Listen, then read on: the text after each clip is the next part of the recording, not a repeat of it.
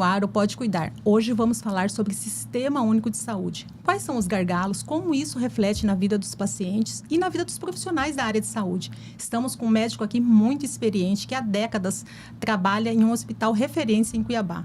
Ana Paula, apresente o nosso convidado.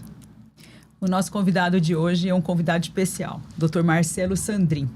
Dr. Marcelo Sandrin é cardiologista, pneumologista, clínico geral, quase um especialista em geriatria, com experiência em mais de 50 anos. É o médico que foi o pioneiro em implantar UTI em nosso estado e ele vai ser o nosso entrevistado de hoje. Seja bem-vindo, Dr. Marcelo. É um prazer imenso estar com vocês. Obrigado pelo convite. Estamos sempre abertos a conversar sobre todos os assuntos. Eu sou interessadíssimo, eu acompanho o tempo todo a imprensa, o tempo todo o conhecimento médico, me interessa muito. Minha primeira missão, quando eu acordo e chego no meu consultório por volta de 4h30 da manhã, é fazer a resenha do que foi feito ontem à noite. Não, ontem de dia, porque era de noite aqui, lá do outro lado do mundo. E no final da tarde eu faço exatamente o contrário. Eu vejo o que foi produzido no nosso dia aqui no Ocidente, para poder termos armas e vermos as novidades, que não são novidades, são coisas eventualmente extremamente importantes que vão nos guiar para o futuro dessa ciência que hoje está sob revolução, sobre muitos aspectos. Eu sou apaixonado por medicina, trabalho o tempo todo, às vezes acordo à noite, pensando em como resolver alguns problemas. Vejo o senhor sempre nos grupos de WhatsApp em madrugada. Tem uma informação que eu esqueci de dar do Dr. Marcelo, que é muito importante. O Dr. Marcelo é presidente emérito do Hospital Santa Helena. Há quantos anos no Hospital Santa Helena, Dr. Marcelo? Eu estou há 44 anos no hospital. Dia 3 de março agora, fariam 44 anos que eu fui desde superintendente até presidente, mas estou afastado da instituição mesmo porque hoje o hospital tem uma equipe de administração muito profissionalizada e, na realidade, eu trato muito mais da política de saúde hospitalar da instituição e de manter os dogmas e os preceitos dos fundadores, que me foram repassados. Dr. Antônio Corrêa da Costa, ele, a equipe dele, o irmão dele, Dr. Hilton Corrêa da Costa, fundaram Santa Helena, uma pedra fundamental em 1964, abertura em 67, passou alguns anos trabalhando bastante. Quando cheguei aqui, eles me passaram esse bastão junto com a minha ex-esposa, a doutora Regina Célia Corrêa da Costa, que é filha do Dr. Antônio, é cardiologista, e durante esse tempo todo nós fomos, caminhando e lutando pelo Santa Helena e lutando pela saúde daqui. Sim. Santa Helena hoje é muito grande. Sim. Nós fazemos aí 1.300, 1.400 internações mês. Temos aí um pool de internações do SUS que perfaz quase 900 mil. E mais do que isso, dentro disso nós somos a maior maternidade. É referência em maternidade. Hoje respondemos Eu nasci no Santa Helena. pesquisa recente. É um prazer, já devia estar aqui, um broto, Bondade. Na realidade, nós respondemos, saiu essa pesquisa recente, 56% dos mato-grossenses que nascem aqui em Cuiabá, basicamente da Baixada, de todos os lugares, mas de todos os lugares do Mato Grosso, de Colniza, de São Félix do Araraguaia, principalmente os casos mais complexos, demandam o Hospital Santa Helena. Nossa. 56% dos nascidos do Mato Grosso nascem no Santa Helena. E temos outras instituições que fazem parte, mas o somatório delas não chega à nossa pujança. Sim. E isso foi feito não porque criou-se uma mágica qualquer. O que nós temos de bom no Santa Helena, cito aqui, e é a verdade, não é fazeção de médico, é uma equipe espetacular. É verdade. Equipe multidisciplinar, que vai da pessoa que recebe o doente na portaria ao médico mais especializado, que opera microneurocirurgia. Então, é muito bom trabalhar no Santa Helena. Eu hoje estou como, sênior, vamos dizer assim. E tenho muito prazer de continuar lá. Passo boa parte do meu dia. E se for computar, eu posso dizer para vocês que desses 44 anos, mais de 40 eu passei dentro de Santa Helena. Uma vida, né? Uma vida. É uma vida. Doutor, e hoje quais são os principais desafios que os profissionais de saúde e os pacientes também enfrentam no Sistema Único de Saúde? Na realidade, em primeiro lugar, né, não é que seja errado. A Constituinte colocou na nossa Constituição o dogma, a cláusula pétrea, de que o Estado é responsável pela saúde do cidadão, em quantidade e qualidade necessária. Isso daí, para 230 milhões, é uma ousadia, não tem paralelo no mundo. O SUS ele foi calcado, acho que as pessoas não sabem, em o sistema social, né, de saúde da Inglaterra, que está falido. Olha só. Então, é complexo. O SUS só não está falido porque eles vão buscando recursos aonde existe para continuar. Mas existe, para os profissionais da área de saúde, de um modo geral, todas as classes, é um problema de subfinanciamento. Na realidade, o SUS não tem aquele orçamento, né? Mesmo porque novidades aparecem toda hora. Sim. As próprias gestoras de planos de saúde sofrem com isso. Sim. Chega um exame ou um procedimento novo, ele tem que ser agregado imediatamente para o cara tentar cobrar um aumento no futuro. Agregado, não, tem direito, tem que dar a cirurgia robótica de não sei o quê, que não era prevista, ela não existia.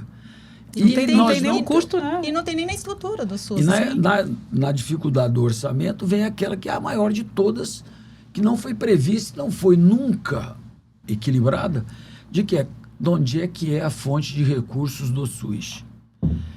Qual é o dinheiro que vai para lá? Por exemplo, nós sabemos, né, que o IPVA vai para onde? Para manutenção de vias. Pelo menos assim se acredita. Sim. O dogma. Nós não temos isso na saúde. Precisou, vamos atrás do recurso. Qual é a fonte, né, que vai para a saúde? Existe uma defasagem monstruosa, né, que beira aí quase 500% desde a fundação do SUS, 500% na tabela original do SUS. O imposto de renda não vai para o SUS? Não é...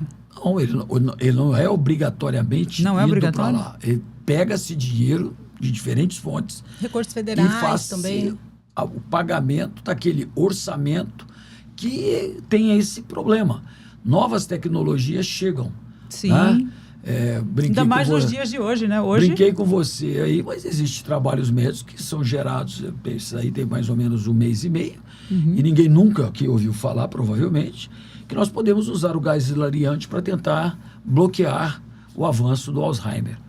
O gás hilariante é aquele gás que nos Estados Unidos permite-se até os dentistas anestesiar o doente geral, entendendo? Para fazer procedimentos no consultório. Aqui ele só pode ser utilizado pela anestesia ou em situações especiais que deverão ser, então, pelo Conselho Federal, Conselho Federal de Medicina e Conselho Regional de Medicina, serem normatizados. Nós não podemos usar aqui. Nossa. Mas é uma modalidade. O óxido nitroso é bem carinho. Se nós formos tratar todas as pessoas com demência, especialmente o Alzheimer, com óxido nitroso, vem um ônus. Mas no sistema privado é usado no Brasil? Não, ainda não há normatização. Entendendo? Mas é uma novidade que trago aqui em primeira mão.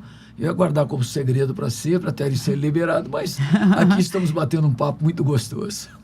Obrigada pela dica aí, né, por essa informação de que teremos novidades aí para o tratamento do Alzheimer. Na prática do atendimento médico, como é que as decisões da gestão pública impactam no funcionamento do SUS? Para quem, né, trabalha com o SUS, o Santa Helena é um hospital filantrópico, beneficente, e que tem que aplicar seus recursos a bem da população. O que nós mantemos lá e que foi pedido para mim quando assumi a responsabilidade no Hospital Beneficente de Santa Helena é de que ele continuaria atendendo enquanto eu estivesse presente, depois que eu passar para o outro lado, ou acontecer, não vou mais trabalhar como administrador, ou não vou auxiliar na administração, que nós mantivéssemos as portas abertas à população que mais necessita. E isso daí nós cumprimos ipsiliter. Nós cumprimos 100% da tabela da nossa contratualização. O que é contratualizado é realmente realizado no hospital. E a gente tem prazer disso. Mas o problema é que o dinheiro é sempre insuficiente, né? Não vamos ficar aqui conversando sobre números, mas qualquer pessoa pode acessar. Hoje existe o DataSUS, é público esses dados. Se você vê, por exemplo, quanto se paga por uma... Por que não tem otorrino à disposição pelo SUS? Sim. A tabela é muito baixa, o preço é muito baixo. Otorrino, psiquiatra, né? É impublicável, ou melhor, infalável. Impraticável. Né? Impraticável. Não é impraticável, é infalável aqui. Sobre os valores que são pagos por uma cirurgia de retirada de amígdalas e adenoides. Doutor Marcelo. Sob anestesia geral, com alto risco de sangramento, complicações. Em crianças, então, é um troço de louco. E um apendicite. Apendicite é tratado pela população como se fosse uma coisa brincadeira. Sim. Não, apendicite é uma doença grave. Leva à morte. Não, né? Se não atendido em tempo hábil, pode levar a pessoa ao óbito por septicemia, por complicações. Atendendo a pessoa, sobrevivendo, ela pode ter brida cinética se o pus chegou lá ou se rompeu, entrou cocô na cavidade abdominal. E as pessoas, eu já passo por isso, porque eu sou clínico, atendo muito, né? Chega uma pessoa com dor na barriga, eu vou lá e falo assim, olha, é uma apendicite. Que bom, é só uma Menos apendicite. mal, né? Graças a só Deus. uma Algo leve, né? Entendendo?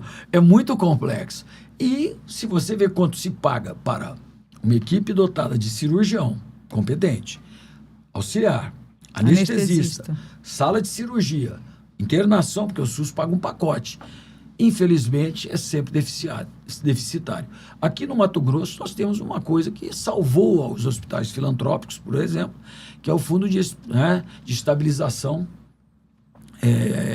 Fiscal, das entidades filantrópicas.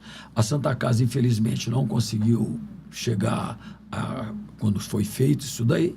E isso daí foi obra, né, de pessoas da Assembleia, na época o deputado Botelho, e por tá entendendo? E eu tenho uma relação muito boa com ele. Por quê? Porque ele e o procurador Mauro Curvo, foi que na época ainda do nosso ex-governador, né, Pedro Táxi, convenceram ele tardiamente para a Santa Casa de que teria que ser feita alguma coisa, porque senão estavam todos fechados. Não existe milagre. Eu quero saber quem é que daqui que vai no supermercado, você pode pendurar a tua conta no cartão, mas você não compra nada lá e sai e fala assim, eu vou pagar depois. Ou não, eu vou ver o que fazer. Né? Meu fornecedor, ele quer receber. E eu tenho obrigação de dar. E no hospital a coisa é muito lábil. A inflação da área médica é muito maior do que a inflação dita no dia a dia. Né? Que a gente acha meio estranha essa inflação, que para os outros sempre parece maior. Não, para o governo é sempre menor e para nós é sempre maior. Mas é muito maior. Graças a quê? Insumos importados. Dependemos por demais. Quase todas as próteses de grande qualidade ou vêm do exterior ou têm royalties ao exterior. Medicações de alto custo, medicações importadas, as medicações que são conseguidas através de liminares, isso oneram por demais o SUS. E os hospitais não têm muito o que fazer. Os hospitais têm que atender. Quem é que dentro de um hospital, tendo algum recurso, poderá pensar em não oferecer àquele desafortunado paciente, naquele momento, o que há de melhor.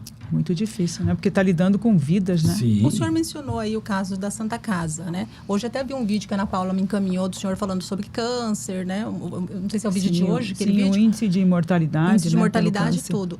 E o... Pode falar aqui que a gente... Não, beber um pouquinho de água, porque a voz dele está bem rouca. Só para lembrar o doutor Marcelo de tomar água. Importante, doutor Marcelo. Não, imagina.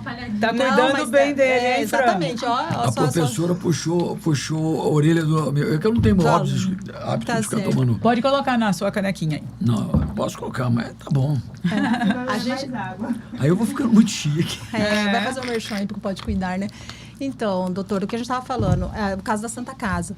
Eu vi o seu vídeo hoje sobre câncer e a gente sabe que a Santa Casa costumava, né, liberar laudos rápidos de câncer, ao contrário de alguns locais que demoram 10, 15 dias, muito mais até às vezes, dependendo do câncer, para soltar um laudo. E assim, pelo que eu acompanho, a Santa Casa tinha eficiência nesse sentido. O que o senhor pensa sobre isso? Eu quero saber sobre esse caso da Santa Casa. E mais que isso, eu quero a opinião do senhor sobre prestação de serviço. Se o senhor acha que é melhor criar unidades públicas que atendam o público, né, no SUS, ou já contar com os prestadores como Santa Helena, por exemplo, né, que já faz serviços de referência, e outros hospitais que prestam serviço, outras empresas que prestam serviço, claro, com preço justo, do SUS, aí o senhor está falando da tabela do SUS aí, né, mas eu queria a sua opinião sobre isso. Melhor criar unidades ou os hospitais que já existem, né? Os que já existem poderem oferecer esse serviço, prestar, o que teria menos custo para o erário? É isso que eu queria saber. Não, você pode ter certeza que o custo público é estratosfericamente maior do que os privados que prestam serviço ao SUS. Nós estamos escravizados pela tabela do SUS, complementada por emendas e complementada pelo FEF. Né? Não existe essa dúvida. Agora, o ente público, ele tem tabelas diferenciadas em diferentes lugares. Aliás, eu acho que às vezes o ente público tem um problema. Ele está, na realidade, administrando o caixa, porque hoje ele terceiriza tudo. Se você me perguntar no Santa Helena, salvo alguns serviços específicos, nós não temos nada terceirizado. Tive uma tentativa, não estou aqui condenando ela, mas na área hospitalar, pelas responsabilidades inerentes, é complexa. Nós tivemos um teste que nós fizemos de terceirização de limpeza e em curto espaço de tempo, né, tempo de hospital é longo, 1 ano mais ou menos, nós chegamos à conclusão que era melhor nós reassumirmos e ficarmos com os problemas, porque os problemas na hora do vamos ver continuavam sendo da administração do hospital. E o que nos levou a isso foi um dia que tivemos uma cirurgia contaminada à noite no centro cirúrgico, por problema gravíssimo que adiantou o hospital. Nós não temos, né, um pronto-socorro, mas não tínhamos como fazer mais nada. Operou-se, contaminou-se o centro cirúrgico, nós precisávamos de limpar. E o supervisor da limpeza responsável, da empresa terceirizada, desapareceu. Quem limpou o centro cirúrgico? Desde os médicos até os administradores do hospital tiveram que subir, junto com a enfermeira, que teve que ser acordada especialista na higienização, e nós mesmos tivemos que limpar. Na hora da emergência mesmo, da urgência, sobrou para a equipe do hospital. Hoje existe uma tendência a isso, mas o SUS também tem aquele problema. Como é que você vai terceirizar e ficar mais caro do que você paga? Nós não temos, né, nenhum dinheiro sobrando para isso. O dinheiro que sobra do hospital é para manutenção do hospital e para ampliação de oferta de serviços aos usuários do SUS. Não é para se gastar esse dinheiro com outra coisa. A comida do Santa Helena é uma delícia. Nossa, nós temos um corpo muito tradicional e muito bom. Não é a melhor cozinha, a mais linda do mundo, mas é aquela que traz uma comida e faz as dietas com excelência. Sim. Nossa e toda a equipe do Santa Helena hoje, tem é da própria administração do hospital? Não é todas. Nós temos alguns serviços que não tem como ser tocado, que não seja por especialistas, que não valem a pena um hospital ter na sua folha de pagamento. Como, por exemplo? Tomografia, né? Raio-X. É uma coisa hiper especializada. Sim, a parte de imagem. E tem que ter um certo jogo de cintura para se manter essas estruturas funcionantes. Vamos supor, o Santa Helena assumiu lá o raio-x. Quebrou o raio-x. Qual é o contato que o Hospital Santa Helena tem com a realidade radiológica, né, do Brasil, para se achar uma ampola do aparelho específico XYWZ de urgência? Por que de urgência? Porque no hospital quase tudo vira urgência. Sim. Principalmente as faltas. Sim. Então é importante. O senhor falou bastante aí do Santa Helena, eu sei que a sua paixão é o Santa Helena, né? Mas o senhor também falou na última pergunta sobre o Botelho, né? O projeto do deputado Botelho para a gente conseguir, através de emendas, uma fonte de recursos para o SUS. E eu sei que no último pleito, o senhor fez parte, né? Participou do último pleito a prefeito, como vice-prefeito do deputado Botelho, ex-deputado Botelho. E eu gostaria de saber do senhor. O senhor já recebeu algum convite para ser pré-candidato?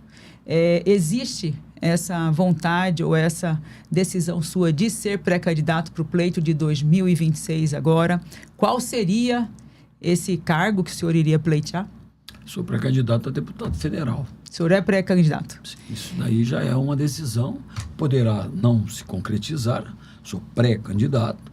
Agora, na realidade, sobre aquilo que você tocou, o meu relacionamento com o deputado Botelho é de muito tempo. Sim. Como eu disse, ele positivamente ajudou a manutenção e até a soerguimento, né, dos nossos hospitais filantrópicos, Santa Casa de Rondonópolis, Hospital do Câncer, o Hospital Santa Helena, Hospital Geral Universitário. Isso é importante. E hoje tem 17 instituições filantrópicas no Mato Grosso, no mínimo, que recebem recursos desse FEF, que é um fundo realizado pelo governo do Estado, junto com a Assembleia Legislativa e a Procuradoria do Estado, que um pool de pequenos impostos são coletados e mensalmente transferidos para os hospitais. Os hospitais filantrópicos. Isso daí ajuda por demais. Ajuda, por exemplo, a manutenção das UTIs. Né? Que maravilha. Você não falou no início, mas a outra especialidade minha é UTI. Eu vim para cá para fazer UTI. É tanta especialidade, doutor Marcelo. A minha paixão inicial era essa. UTI? Mas hoje, para mim, eu gosto muito mais de atender idosos. Ainda nesse assunto, tive conhecimento também de que você desenvolveu um plano, né, para a saúde, para o plano de governo do Botelho. E não foi utilizado ou não foi apresentado. Eu gostaria que o senhor falasse um pouco disso, ou se eu estou enganada, que o senhor me corrija.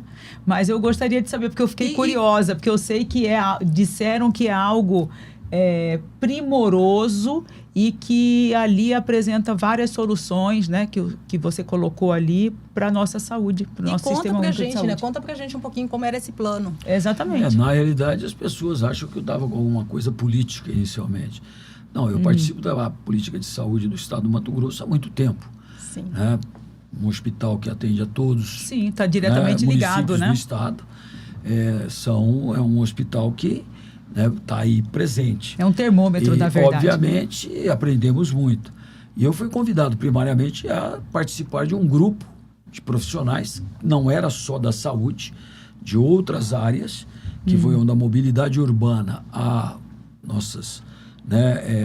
o reflorestamento de Cuiabá, a transitibilidade de Cuiabá. Tinha grupos para tudo, da educação. Esses grupos, cada um tinha em torno de 10 a 12 participantes, pessoas ativas na área que eu estava junto. Com conhecimento, né? Que era liderado pelo deputado Paulo de Araújo. E eu fiquei com a missão de, como médico mais antigo e experiente, de coletar os dados. O Bernardo, que é meu filho, que tem muita maestria na área de informação e estatísticas, ele compilou tudo e nós fizemos um programa que entregamos para o Botelho e foi aceito. Sim. Eu acho que ninguém ouviu falar do programa. Eu já ouvi falar. Não, você ouviu falar por outros de caminhos. Bastidores, Mas como é que é? Bastidores. E eu ouvi falar você que sabe que ele existe. Sim, mas ele ele em existe. nenhum momento foi publicado, não Sim. foi colocado. E eu fui chamado, e aí é uma coisa que as pessoas também acham se enganam, de último momento para assumir a vice. Chegou-se a aventar precocemente, perguntaram para mim se eu aceitaria, eu falei, olha, tudo bem, né? Como em outras vezes, fui chamado a ser secretário de saúde do Estado e neguei. Observar se teria para ser secretário de saúde do município e neguei, né? À época. Mas falei, olha, se houver tal, mas já tinha esquecido que todos os partidos tinham seus candidatos, tinham pelo menos 5, né? E obviamente que com menor experiência política era eu. 2 dias antes da finalização, me chamam lá no União Brasil e falam, olha, você foi escolhido para ser o candidato a vice. A imprensa toda estava lá, todos os partidos estavam lá, o governador, o grande amigo, Mauro, o Piveta, o pessoal do Republicanos, que é o partido ao qual eu estou ligado, né? E simplesmente não tinha nem como, nem se fosse um maluco, se você fosse maluco, eu não quero mais não, não vou brincar. Já estava ali, não, né? E com toda a seriedade, fiz o possível, né? adorei a campanha. Por quê? Porque eu vi um mundo que eu não participo. Meu Sim. mundo é medicina, às 4h30, 4 horas da manhã. Você falou aí que 3h30 eu estou passando dicas de saúde. Sim. E termina em torno de 7, 8 horas, quando eu vou assistir algum seriado, alguma série. Adoro as séries do NCIS, do CIS, entendendo? Do FBI. E usualmente durmo com elas ligadas. O senhor dorme? É isso que eu ia perguntar. Agora eu também O gosto. senhor consegue dormir? Tô ligadão no Law and Order. Olha. Muitas séries que eu já gosto. assisti, maravilhosa. Então, na realidade, eu aceitei, fomos em frente, visitei 76 municípios. não, 76 bairros. A maioria massiva eu não conhecia.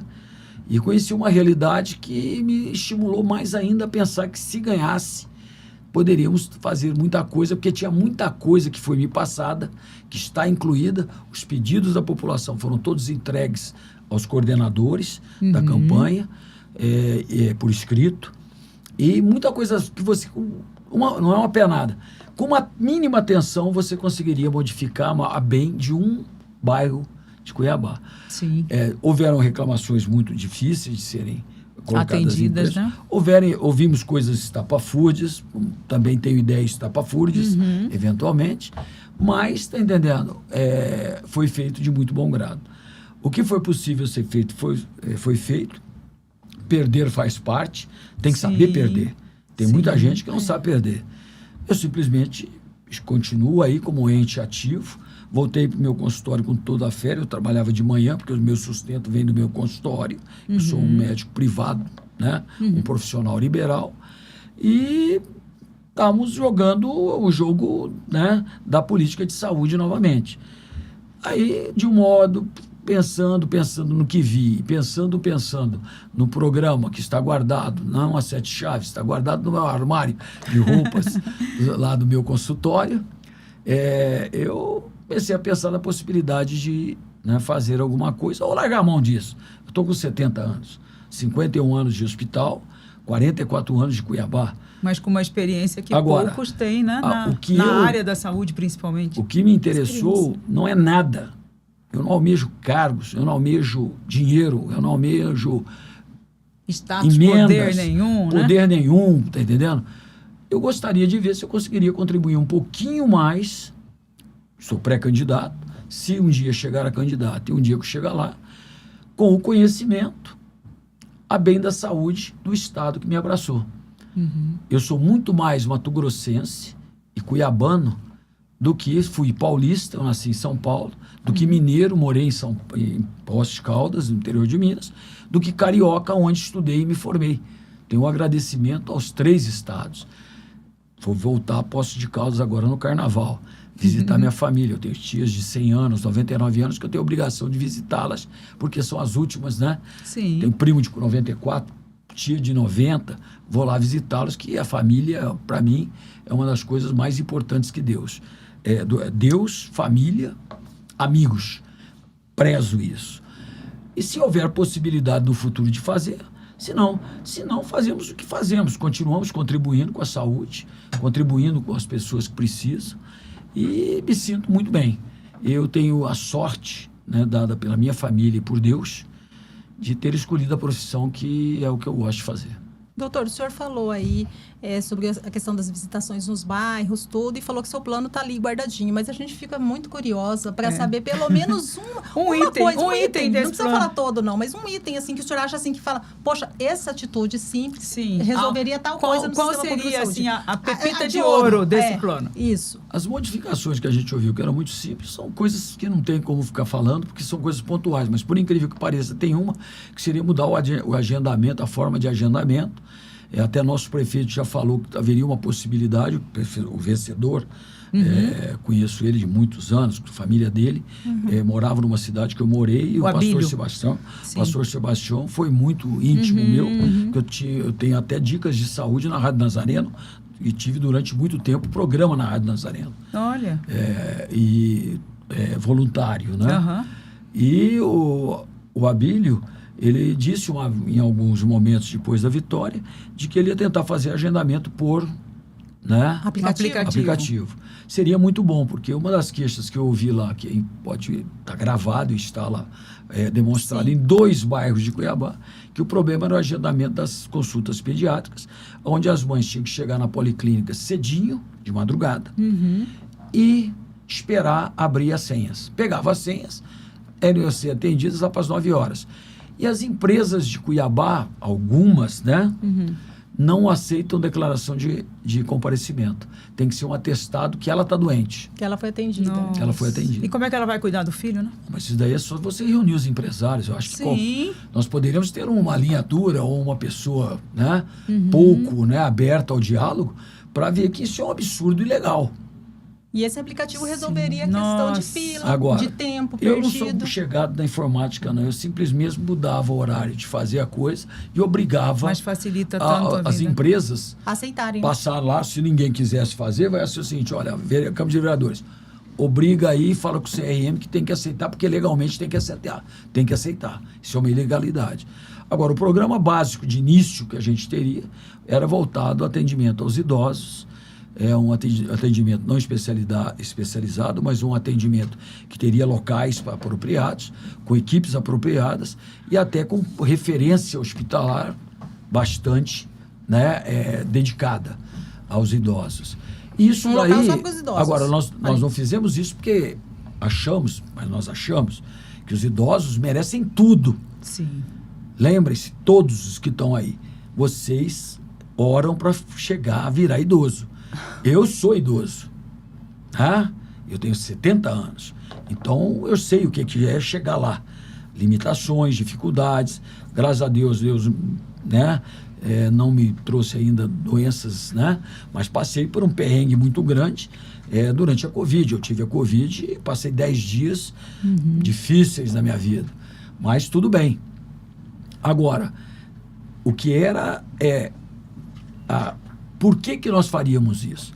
Pelos idosos, mas para desafogar as UPAs que têm em torno de 30% a 35% dos seus atendimentos de ida e volta de idosos a um lugar insalubre, sobrecarregado, Já ia falar isso. que não tem a estrutura adequada de isolamentos. Não tem nem onde o idoso sentar para aguardar o atendimento. É um descaso, né? Não tem onde o idoso... Mas não é, aí é uma coisa. É falta de estrutura como financeira funciona. também, né? Não é não. Eu acho que é organizacional. Por exemplo, esse é uma coisa que eu defenderei se um dia for dono da palavra e dono do poder, de alguma maneira, se Deus não me caçar antes, eu defenderei de unhas e dentes. Porque eu acho que o idoso merece muito mais do que vocês, do que de mim, que sou um idoso saudável. O idoso doente é aquele que nós temos que olhar. Olhar com o mesmo encanto que olhamos quem? As crianças, os bebês. Sim. Né? Que deveríamos olhar com as gestantes. Vocês já viram que tem um paradoxo? Quase ninguém se importa com o parto. Ele só se importa com o parto quando ele complica. 2% dos partos vão complicar. Numa instituição que faz mais de 1.000 partos, ele vai ter quantos? 2% é quanto? 20 complicações. 20 querendo complicações. você ou não. Não estou dizendo que não existam erros, mas as pessoas têm que se, né, culturizar, vamos dizer assim, para ver que a coisa é muito complexa. Agora, eu quero saber, antes do pré-natal, qual é, entre aspas, no bom sentido, a mordomia das gestantes. No Santa Helena nós fizemos de tudo para dar, mas eu acho que o programa deveria ser muito mais, né, voltado. Eu acho que a gente cuida das crianças que serão nosso futuro. Agora, os bebês serão os que vão substituir os bebês que ficarão grandes. E os idosos são aqueles que nos criaram, cuidaram da gente. Precisa Então, ter boa dignidade parte, no final da vida, né? Se vocês estavam curiosas com o que é, boa parte desse programa que a gente elaborou calcava-se no desafogo das urgências e emergências com a possibilidade de termos atendimento especializado para os idosos. Não é um atendimento dedicado. Sim. Por quê? Porque idoso, eu quero, né, não sei, você não vou falar qual é a patologia, mas você falou que seu pai tem problemas de saúde. Sim. Só aquele problema que você falou para mim, ele tem ou ele tem alguns outros problemas? Não, tem outros problemas. Quantos? Nossa.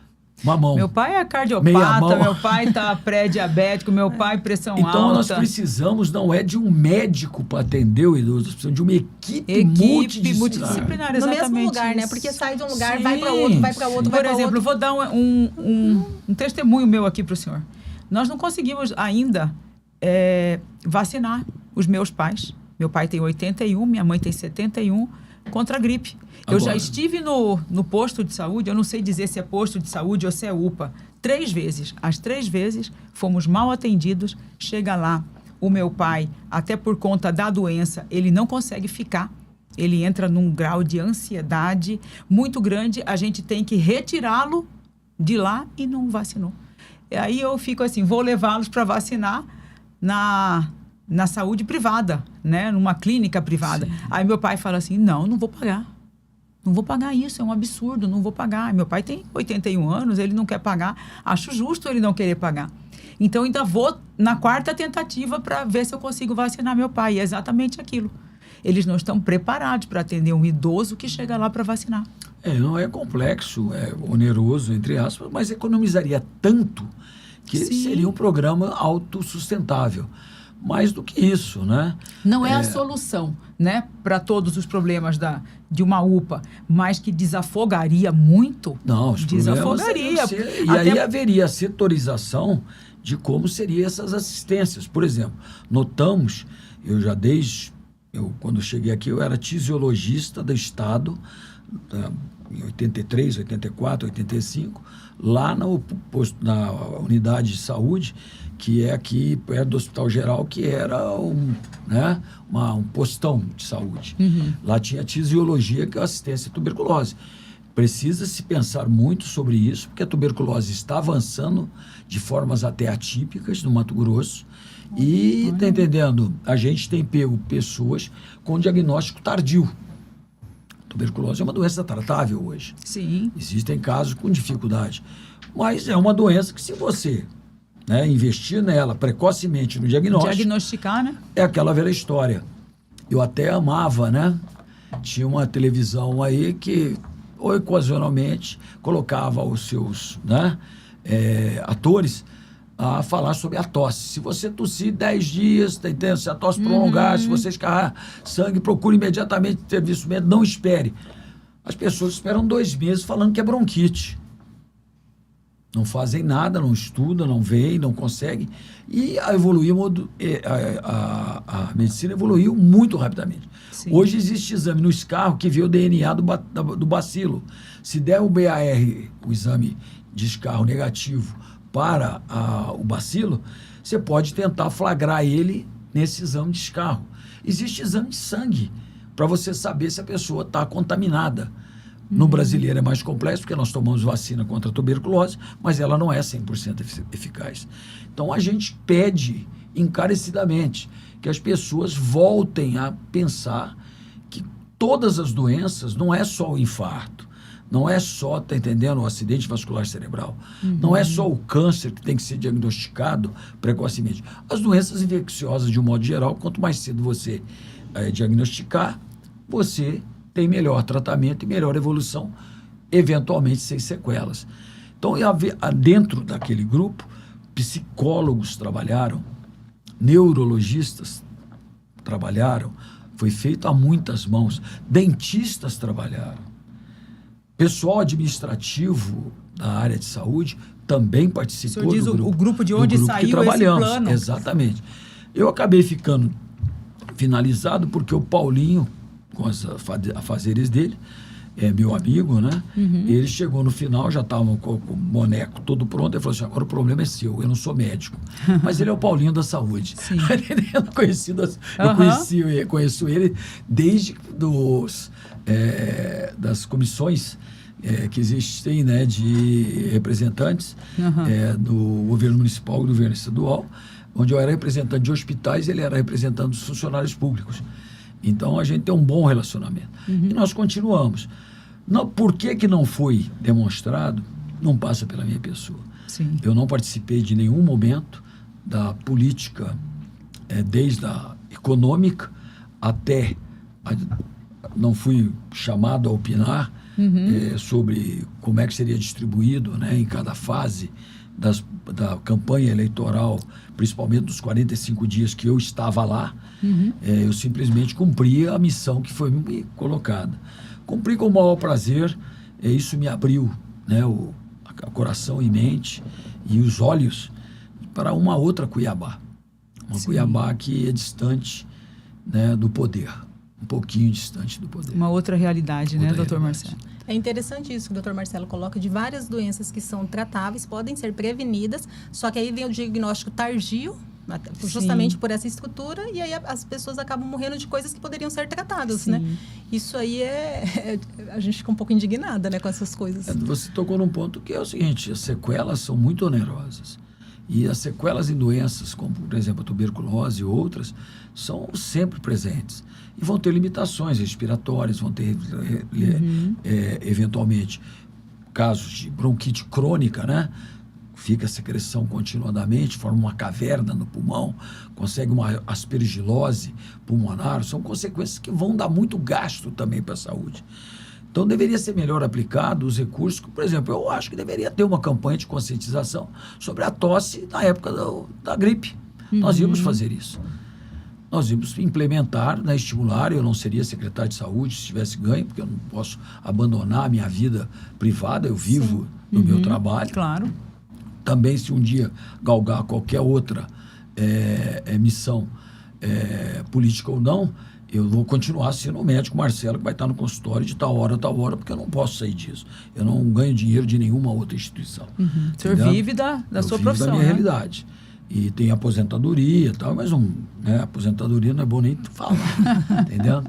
Mas vale a pena investir em saúde. A gente vê que hoje houve uma queda muito grande, né, nas campanhas de prevenção e mitigação de algumas doenças, né, doutor Marcelo?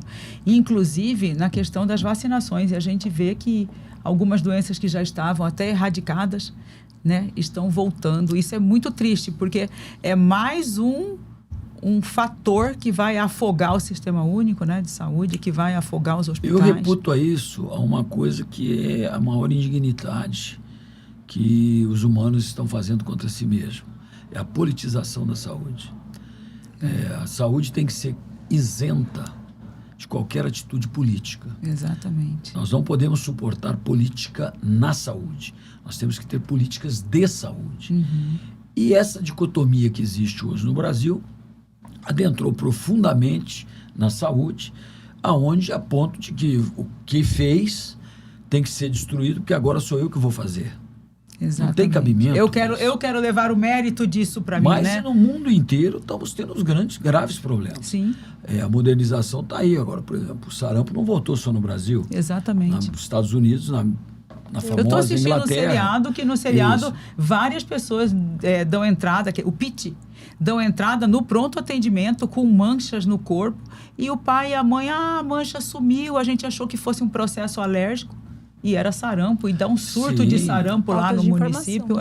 E sarampo mata criança. Mata criança. E mata velho, eventualmente. E sequelas, né? Deixa com sequelas também. É a mesma né? coisa daquilo que você vê as transformações a bem, e que aí fica uma crítica à sociedade. A gripe, de muito tempo, conseguiu-se vacinas adequadas. E as vacinas eram vacinas para quem? Para o idoso. Para os idosos. Né? Por quê?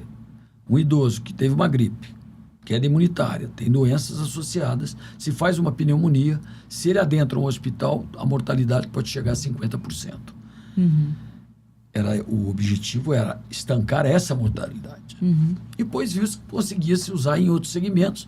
O dinheiro estava um pouco mais aí, a tecnologia melhorou na produção de vacinas, a vacina se tornou para os imunos incompetentes, para os professores, né, para os profissionais da área de saúde, vacinam sempre na frente, e a criançada lá.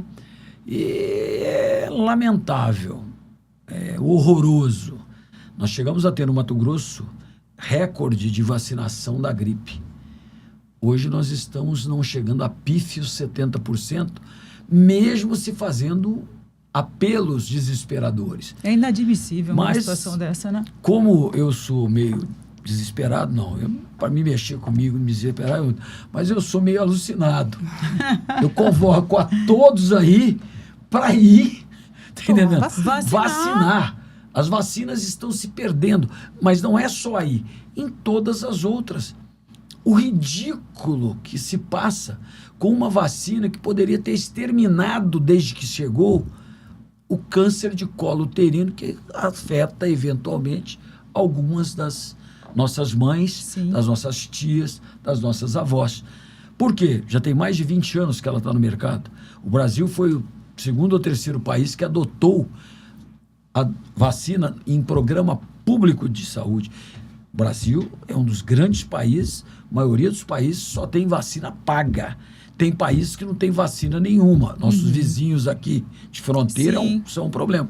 Agora, a vacina do HPV, você não ouve, não tem jeito. Agora, eu achava que eu ia chegar aos meus últimos dias, quando me aposentasse, eu ia ter o prazer de falar assim, eu participei de ver a extinção de um câncer. 98%, 95% dos cânceres de colo uterino é causado pelo papilomavírus. O que o senhor está dizendo aqui agora é que, isso é muito importante, doutor Marcelo, que se as mães vacinassem suas filhas, se a gente tivesse desde aquela época, sim, 90%, 100% já tinha acabado. Já tinha erradicado o câncer? É 20 anos. Você ia ter como uma curiosidade. E é um dos cânceres muito prevalentes. Olha ainda. isso, gente. Agora, nós chegamos, eu acho que foi o ano passado, no outro, eu me lembro direito, 45% de vacinação. Oferecida, volto a frisar aqui, falam que é gratuitamente. Não é gratuitamente, não. Custa o seu imposto. Sim. Vai lá e utilize bem o seu imposto. Você tem que pagar imposto. Sim. O SUS está oferecendo, a saúde está oferecendo, é gratuito, você não paga. É gratuito, como ele disse, entre aspas, porque nós já pagamos, né?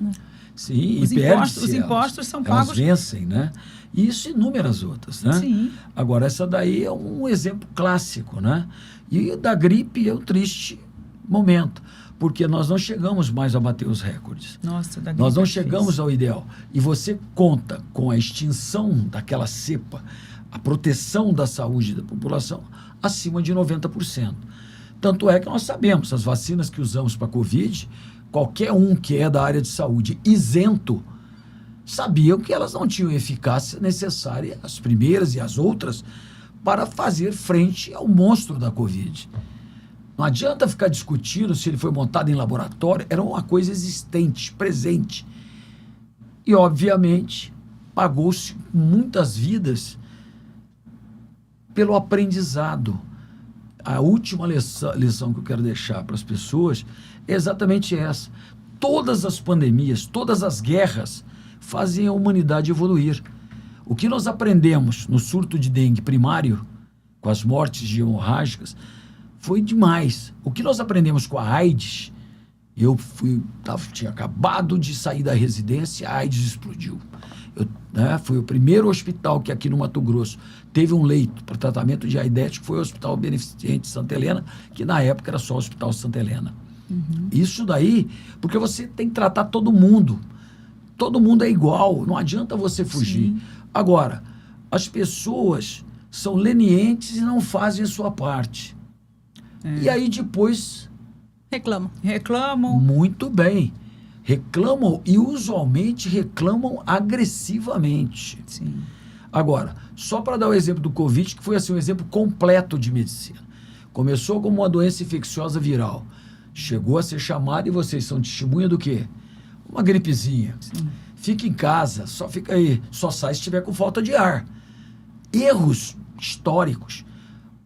Era uma gripezona com vírus que depois se mostrou que atacava o pulmão. Foi a segunda etapa. Começou todo mundo a ficar com muita falta de ar e teve que abrir até o hospital de campanha. Numa terceira fase, viu que ele atacava o organismo todo. Poderia levar a gangrena da perna. E começou a aparecer muita gente morrendo subitamente de infarto agudo do miocárdio. Temos o quê? Acidente vascular cerebral. Embolia pulmonar. Ela se tornou uma doença hematológica. Ela era trombótica. Por isso que muita gente morria inexplicavelmente. Então, numa doença só, nós chegamos lá. E as pessoas ficaram discutindo se deviam usar com a vacina, se ela tinha 60, 65. Vacinas são dádivas de Deus. Ele nos deu inteligência. Um presente, né, que a gente tem e tem que dar valor e usar, levar os nossos pais, levar os nossos avós, né, vocês aí que são mais jovens, e tentar, e que os novos médicos, né, que estão vindo aí, né, doutor Marcelo, os estudantes, que tenham um cuidado, uma atenção especial nisso, né. Para não ficar discutindo, né, se não é, só leva. O poder do médico dentro do consultório é muito grande, né, e nesse momento do atendimento, o médico orientar, né? É importante que você leve seu filho para vacinar, é importante que você leve o seu pai para vacinar, porque é difícil. Eu tenho visto também o que eu leio, eu não sou da área de saúde, nem eu nem a Débora, mas a gente ouve muito falar aqui e a gente estuda muito, lê muito sobre isso, e a gente vê que doenças que já haviam sido 100% erradicadas estão voltando pela falta da população desse cuidado com a vacinação, né? Nós poderíamos falar eternamente sobre saúde. Sim. Esse assunto é longo. O que me deixa assim, muito estimulado é pela amplitude da coisa. Se a gente for falar de doenças negligenciadas, podíamos um dia conversar sobre isso, vocês vão ver que a humanidade é complexa demais. Vou falar aqui, o chikungunya, né? Eu, sinceramente, eu tratava o chikungunya como uma dengue, né? Fui picada pelo mosquito, estou com sintomas de chikungunya, se cuida, faz repouso, toma líquido, preocupa se vai ter febre ou não. Ano passado, em fevereiro de 2025, 2 tios meus, 2 irmãos da minha mãe, foram contaminados pelo chikungunya. Os 2 evoluíram para encefalite em menos de 24 horas. A minha tia chegou de entrar em coma em casa. Eu perdi os 2. Sim, nós perdemos, casos, a nossa família perdeu os 2. Vou dar aqui um dado inédito, nós vamos publicar e vamos apresentar num congresso de infectologia feito no Santa Helena, um caso de uma pessoa que evoluiu chikungunya, evoluindo para Guillain-Barré. Com toda a sorologia, com tudo feito positivo, e é uma coisa a se pensar, quando tiver sintomas de paresias dos membros inferiores, procurar serviço médico com mais veemência. Agora, é uma coisa que às vezes até constrange a gente. Qualquer um que você pergunta, qual que eu tenho o maior bem? É a minha saúde. Agora, o que você faz para a sua saúde, a saúde da família e a saúde da população em geral? Muito pouco. Por exemplo, a estatística está aí, vocês depois podem abrilhantar. Quantos por cento bebe? Quantos por cento ainda fuma? Quantos por cento estão usando drogas? Isso é a anti-saúde. Não vamos ficar aqui discutindo. Que não fazem atividade física também. Aí nós podemos, estendendo. As pessoas acham que cuidar da saúde é aquele momento de emergência, né? Estou infartando, o coração tá... Estou com dor no peito, corre para a emergência. E chega lá, vocês não vão ter... Né? O preventivo, né? Saiu aí, né? Eu postei, esse último post que a gente colocou. Sim. É exatamente a virada. No mundo, não é no Brasil ainda, mas vai ser, porque no primeiro mundo já é, e a maioria da população está sendo, do mundo, a maior mortalidade é por cânceres. Câncer. E cânceres tem fatores. Por exemplo, quem não sabe que o câncer de pulmão, um dos cânceres especialmente muito mais frequente, bastante frequente, de pulmão, é relacionado ao tabaco. E quantos quem continua fumam, fumando né? é louco. Ou de intestino com alimentos ultraprocessados. Além do cigarro, agora a gente tem os vape, né? Cigarro eletrônico, a gente vê muitos jovens uma monstruosidade, aí. Né? Você puxar para dentro do pulmão algo que está aquecido, né? De procedência que você não sabe nem de onde é que é, não tem certificação nenhuma, é loucura. Não tem nicotina só naquilo, tem muito mais coisa. Ninguém faria só pela nicotina. Sim. Então, é um comércio. A saúde também tem esse lado doloroso. Agora, o que eu sempre digo para todo mundo é o seguinte: saúde é o bem maior. Os profissionais da saúde estão aí. Nós somos milhares. O que nós precisamos sempre pensar é só numa coisa. O profissional da área de saúde e as instituições da área de saúde só servem para servir a população. Se não servir a população, serve para nada. Procure outra profissão. Nós temos que ter pessoas engajadas, com muita boa vontade, para que nós tenhamos o sonho do SUS realizado. Que seria a possibilidade de um país de terceiro mundo, que se gaba desde que eu sou criança, de ser em desenvolvimento. Não sei quando que esse desenvolvimento vai acabar chegando, mas é um país num que ponto tem de desenvolvido, uma né? pujança, né? Sim. Tem uma população muito grande e que precisa de uma saúde da forma como é constitucional. Ou então chegar um dia que se mude a Constituição. Um dos problemas, eu deixei claro, é que tem que se definir qual é o orçamento, de onde é que vem o dinheiro para sustentar o SUS sem mais penduricalhos. O dia que isso acontecer, a saúde muda muito. E com isso daí precisa de um diálogo muito grande com a população, precisa se ter, tá entendendo, paciência e perseverança, e eu acho que muito pode ser feito, e espero que Deus me dê ainda anos para que eu possa gozar do SUS pleno. Estou na Acho que torcida. não vou chegar lá. Não, mas estou na tudo torcida bem. Ana pelo Paula, senhor. você está vendo como que esse assunto é amplo, que daria 2, 3 programas, mas Sim. nosso tempo acabou aqui. A nossa Desmembrando produtora o já que me a gente chamou aqui 2 faria. vezes. Já acabou o tempo? Nem parece, a gente fica Meu conversando, Deus. vai correndo. É um mas bom a gente, bate-papo. Bom bate-papo. A gente gostaria de agradecer muito a sua presença, doutor Marcelo. Né? A Ana Paula, quando falou, eu falei, nossa, que alegria levar um nome assim, Sim, né? nossa. Para o nosso programa. É, A Rafaela, sua filha, esteve aqui com a gente. esteve aqui, foi a Rafinha, nossa Rafinha. nossa segunda A Rafinha passa o tempo entrevistada. todo querendo me botar um pouquinho mais de madeixas, mas deixa minhas madeixas. Ela é maravilhosa. Aliás, se vocês forem assim, né, coisa, eu mudei meu look de cabelo, né? Ah, meu Consegui look. até que enfim fazer. Se vocês adivinharem de qual que é o corte que tem desse daqui, Moicano. não. Esse aqui é o corte do Gibbs, do NCIS. Raspadinho aqui, olha lá. Já está inspirado nas séries. Eu gosto muito. Pena que não está fazendo mais, né? Mas eu tenho todos os episódios Doutor Marcelo. quase 30 anos, né, que existe. Todos eles. Então, doutor Marcelo, gente, curiosidades. Além de um apaixonado e vidrado pela saúde, dedica 24 horas da vida dele. É um apaixonado aí por vários seriados que ele já citou aqui. E é um apaixonado pela culinária também, né, doutor Marcelo? Sim. Isso daí é coisa italiano, né? Já provei algumas especialidades dele. Italiano tem que ser o seguinte, ele pode fazer qualquer coisa, mas ele está sempre pensando em comida. Tá vendo? Doutor Marcelo, o senhor gostaria de deixar um último recado aqui para a população? Essa questão de cobrança da eficiência do SUS. O que o senhor gostaria de deixar de mensagem final aqui no programa? Não, o que eu queria deixar de coisa, assim, de finalização, é de que se nós, né, embarcarmos nessa aventura, entre aspas, eleitoral, somos pré-candidatos, a gente tem só um objetivo, é ver se eu desengaveto um plano de saúde bem feito. Não foi feito por mim, foi feito a muitas mãos, mãos experientes e saudáveis, conhecedoras. A nossa secretária de saúde municipal, Carmona, ela esteve presente nas reuniões que rolaram esse plano. É uma mestra na área.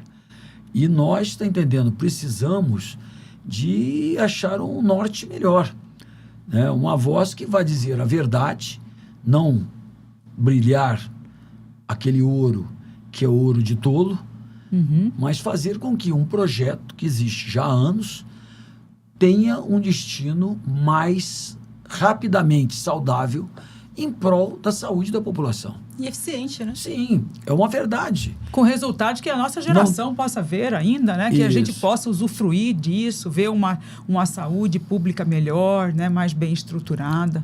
O único objetivo é servir à saúde, porque Mato Grosso me abraçou.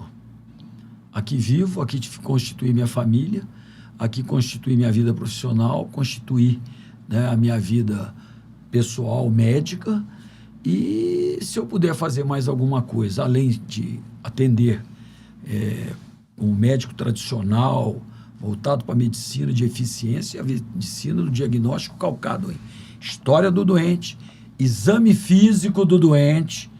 Está faltando exame físico, tem que fazer exame físico do doente. Temos um armamentário muito grande de exames, que poucos são necessários absolutamente, mas que podem ser muito bem utilizados, que esse SUS faça muito mais pela população. E também a gente acha que, como eu disse, se eu não sirvo para servir, eu vou servir para quê? Para ficar aposentado? Não vejo graça nisso. Não. Tá Doutor certo. Marcelo, o senhor é um ícone do nosso estado. Obrigado. Isso aí é um exagero. Quero parabenizar o senhor por toda a sua contribuição na saúde de Cuiabá e do estado de Mato Grosso. E desejo muito, do fundo do coração, que o senhor consiga implantar esse plano, nem que seja, mesmo que não seja na sua totalidade, mas que o senhor consiga implantar muito do que já foi projetado, e que o senhor pode contar pode cuidar comigo e com a Débora aqui, com esse canal, E viu? já Pra fica que... o convite para voltar aqui quando puder detalhar mais o plano, Mais porque a o gente vai plano. querer saber o ponto a ponto. Já fica o Exatamente. convite aqui. Temos mais. E tudo que a gente fez é calcado em estatísticas, é calcado em realidades.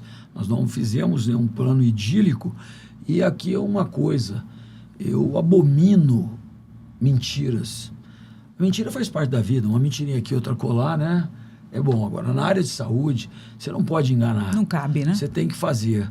E Ou eu é ou não tenho é, né? o objetivo realmente de, pelo menos, deixar um legado que, minimamente, ajude os que me abraçaram quando cheguei aqui. Eu vim para cá a convite de um grupo de médicos para montar UTI. Montamos as UTIs do Hospital Geral, do pronto-socorro municipal inicial. O geral foi o primeiro, o pronto-socorro que na época era o novo, que hoje é o velho. Uhum.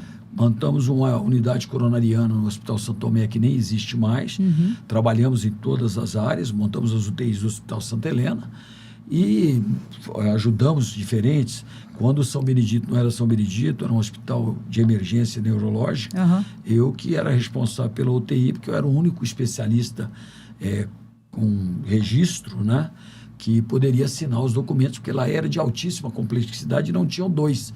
Então, porque eu tinha que assinar até 2 especialistas. E eu, então, me responsabilizava como 2. Né? Nossa. Como professor de medicina e como especialista sem ganhar nada. Por quê? Você imagina se aquele hospital tivesse conseguido vingar. Na realidade, era um sonho idílico. Hoje está lá como Hospital São Benedito. Você queria mais alguma coisa? O Hospital São Benedito ia ser dos idosos. Chega de... como é que chama mesmo? Como é que você chama? Eu acho que se a gente ficasse mais uma hora com ele aqui, a gente... Como é que chama mesmo quando a gente dá? Spoiler. Spoiler. Chega de spoiler. Chega de spoiler. É verdade. Doutor Marcelo, muito obrigada. Este foi o Pode Cuidar. Curtam, compartilhem. Em breve estaremos com cortes inéditos aqui com o Dr. Marcelo e o programa na íntegra no YouTube.